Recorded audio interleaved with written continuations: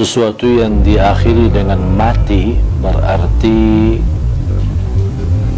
kehidupan yang sebelum mati itu tidak ada arti, tidak bermakna. Dunia ini bukan hidup yang hakiki.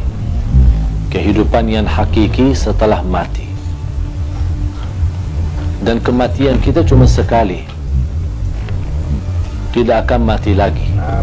Kalau sudah meninggal dunia dan kita pisah dari dunia menuju ke akhirat melalui proses di alam barzakh, kuburan kita, menghadap munkar nakir kita, kemudian bisa kuburan kita menjadi taman dari taman surga, bisa jadi lubang dari lubang neraka. Dan yakini kehidupan kita nanti di alam kubur jauh lebih panjang daripada hidup kita di dunia. Ada orang di bawah kuburannya masing-masing itu sudah ratusan tahun, padahal usia mereka ada yang masih muda, bahkan ada yang masih bayi. Habis kita dibangkitkan oleh Allah SWT, sekian tahun kita di alam kubur, dibangkitkan oleh Allah SWT, terjadilah hari kiamat dan kita akan menghadap Allah untuk dihisab. Habis proses hisab, fariqun fil jannah wa fariqun fis sa'ir. Satu golongan masuk ke surga dan satu golongan masuk neraka. Dan disitulah makna kehidupan yang abadi. Bisa abadi di neraka, bisa abadi di dalam surga. Kita sebagai orang beriman sudah dijaminkan kita tidak akan dikekalkan. Bagi orang yang berdosa dan bermaksiat tidak akan dikekalkan di neraka Jahannam selama dia membawa kalimah la ilaha illallah. Man qala la ilaha illallah khalisan min qalbih harramahu Allahu 'alan nar. Di riwayat adkhalahu Allahu al-jannah. Diharamkan, dikekalkan di neraka Jahannam bagi orang-orang yang membawa kalimah la ilaha illallah. Artinya kalau kita orang-orang yang suka mengucapkan kalimat itu tapi tidak mengamalkan isinya, tidak membatuhi aturannya, bisa jadi gara-gara dosa maksiat, kelalaian kita bisa menantarkan kita ke neraka. Tetapi salah satu jaminan tidak akan kekal di neraka Jahannam adalah la ilaha illallah. Dan mohon maaf, siapa yang mau sebelum ke surga mampir ke neraka dulu? Kira-kira siapa yang berkenan? Kalau memang kita tidak mau mampir ke neraka dulu, jangan anda mengucapkan kalimat la ilaha illallah saja, tapi anda menjadi hamba yang batuhi dan taati. Jadikan hidup di dunia ini adalah surga kita di dunia dengan kalimat la ilaha illallah. Itulah dengan kalimat la ilaha illallah, dengan kita mempunyai syarat-syaratnya, mengamalkan isinya, membatuhi dan mengikuti aturannya, kita akan diselamatkan oleh Allah SWT dan akan kita bahagia dalam kehidupan kita di dunia yang sementara dan juga akan bahagia selama-lamanya nanti di akhirat. Jangan sampai dunia ini yang hidupnya sementara melalaikan daripada kehidupan yang abadi. Banyak orang masih memilih kehidupan enak tapi nanti di akhirat sengsara. Jadikan hidupan di dunia ini, walaupun anda hadapi susah, tantangan, tak apa-apa, semua bakal berlalu. Dan segala sesuatu di dunia ini, biarpun yang paling enak kita dapat, anggaplah kita kaya, orang yang paling kaya raya, tapi ujungnya mati. Buat apa kekayaan itu? Buat apa kemewahan itu? Buat apa keindahan itu kalau saya akan nanti tinggalkan, akan menuju kepada kehidupan yang abadi?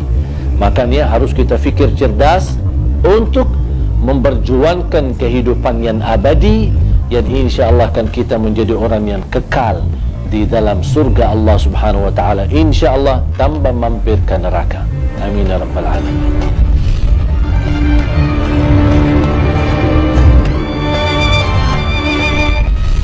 Ada satu tanda malaikatul maut cabut nyawa kita, itu sudah mati. Itu tandanya. Kenapa Allah Subhanahu wa ta'ala sembunyikan kematian dan proses kematian itu? Bisa ada orang mati mendadak, bisa ada orang mati karena kecelakaan, bisa ada orang mati karena apapun terjadi. Bahkan bisa ada orang karena sehat, tidak ada apa-apanya, justru dia merawat orang tuanya pulang pergi ke rumah sakit, malah justru anaknya yang mati duluan. Tidak ada yang bisa memastikan dan membuktikan ada tanda-tanda sebelum kematian. Tidak ada tanda melalui mimpi, tidak ada tanda dalam tubuh kita atau akan terjadi di waktu asar atau di waktu yang lain. Tidak ada tanda sama sekali. Yang diberikan tanda kedekatan kematian adalah orang-orang yang tua, yang sudah tumbuh, rambutnya putih, sudah terlihat dari segi fisiknya lemah, dan banyak semakin tua usianya berarti sudah tanda mendekati kematian. Allah Subhanahu wa taala berfirman, kiamat aja dekat, wa narahu qariba. Kiamat aja yang kita merasa begitu jauh, masih lama prosesnya dan masih panjang kehidupannya menuju hari kiamat, Allah masih sebutkan hari kiamat itu sangat dekat. Dan menurut saya, tidak perlu kita fikirkan kapan kita mati atau apa tanda-tanda, tetapi yang perlu kita fikirkan mempersiapkan diri menghadapi kematian. Apa yang semestinya saya lakukan untuk menghadapi kematian, untuk menuju husnul khatimah? Itu yang perlu kita fikirkan. Amalan yang baik, bertakwa, jadi orang yang berguna bagi orang lain, jangan menyakiti orang lain, jangan menzalimi orang lain, dan terus menjadi orang-orang yang selalu berbuat baik untuk dirinya dan juga untuk orang yang ada di sekitarnya. Jaga salatnya, jaga Qur'annya, jaga akhlaknya dimanapun anda berada. Itu semua menjadi tanda-tanda anda benar-benar mempersiapkan diri untuk menghadapi kematian. Kematian itu pasti kita akan ketemu. Tak ada orang yang bisa terhalang dari kematian. Kalau ada yang berhak dan boleh terhalang dari kematian, itu Nabi Muhammad sallallahu alaihi wasallam. Nabi Muhammad aja sudah mati, sudah meninggal dunia. Walaupun di alam barzakh Nabi Muhammad SAW memiliki kehidupan khusus, bisa mendengar salawat kita, bisa menjawab salam kita, tapi kita tidak tahu bagaimana nasib kita. Yang menentukan nasib kita nanti di alam kubur adalah kita.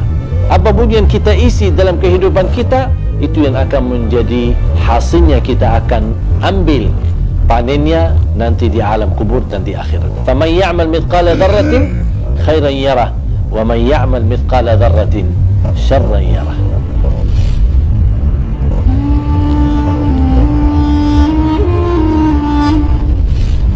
Perkataan ruh seorang yang sudah mati berada di ruang rumah kita. Ada yang berkata selama 33 malam, ada yang sampai 40 malam. Kasihanlah, ruhnya lagi diam di rumah, jasadnya di kuburan. Terus ngapain jasadnya di situ, kasihan sendirian? Kalau orang sudah di alam kubur, kemudian akan dikembalikan ruhnya. Buat apa Allah kembalikan ruh? Supaya proses langkah awal hisab, tapi hisab yang masih istilahnya ringan, menghadap mungkar nakir. Ada beberapa pertanyaan yang perlu kita jawab saat menghadapi mungkar nakir.